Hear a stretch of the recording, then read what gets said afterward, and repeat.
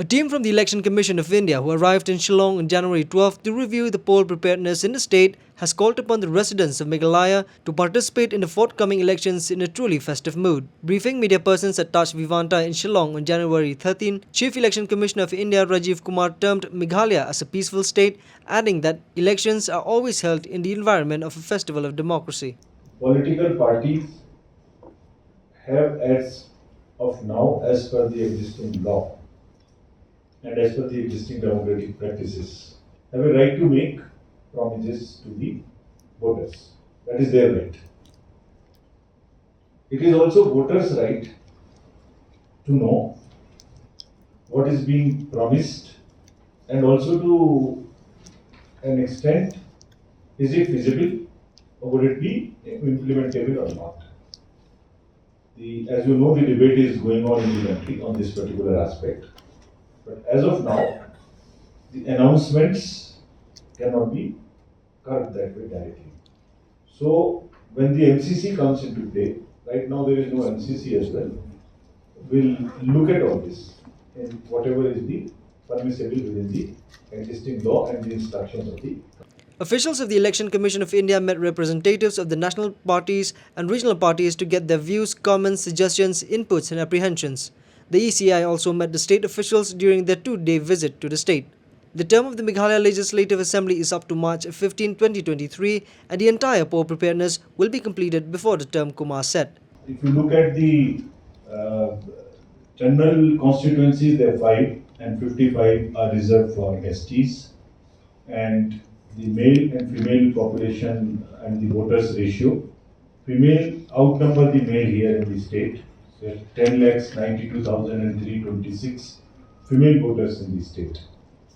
We also have taken on ourselves to earmark the persons with disabilities into our electoral roll, and there are 7,478 PWD voters. We are also very happy to report to you that all over the country and so in Meghalaya, we are marking all our voters who are 80 plus. And Meghalaya has in our electoral rolls 22,658 electors who are 80 plus. And we are very happy to also tell you 290 amongst them are 100 plus.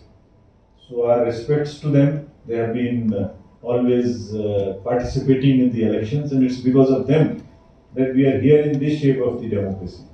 We have written from the Commission individually to all of them to facilitate them and to pay our respects to them. The number of polling stations in this state is 3,482 with around 620 voters average, and predominantly rural settings, 3,157 being in rural areas. Friends will manage 120 booths with women, all women staff, polling officers, presiding officers. Even the police and the police personnel would be women. So this is again a effort which Commission is making all India to make women empowerment our theme. And similarly, this time, as the youths we are registering, we have also started setting the booths which are managed only by youth. Means who have been into the government service just recently, we are picking up, and there are 60 booths which will be managed by our young employees, so as to give them the pleasure and the privilege of managing the booth and conducting the elections. And 50% of the polling stations, that's close to 17,041, would be webcast. We'll make arrangements that there are webcasting is done from those polling stations. To target the urban and youth apathy, which is there in some parts, some people think that why go and vote, which is so in urban areas and also amongst youth. So Commission and CEO Meghalaya has identified 5 lowest turnout booths in every constituency, and that comes to 300 booths. So all district election officers under the guidance of CEO are making all efforts to understand why there was a low voting last time in those 300 booths. So this is a targeted intervention which one is making. and also making targeted intervention through the sweep for women, for youth, for PWDs, for senior citizens. So I would request through you again to all our young voters to please come and participate in the democracy festival. It may be mentioned that a See Visual app has been put in place to empower the citizens.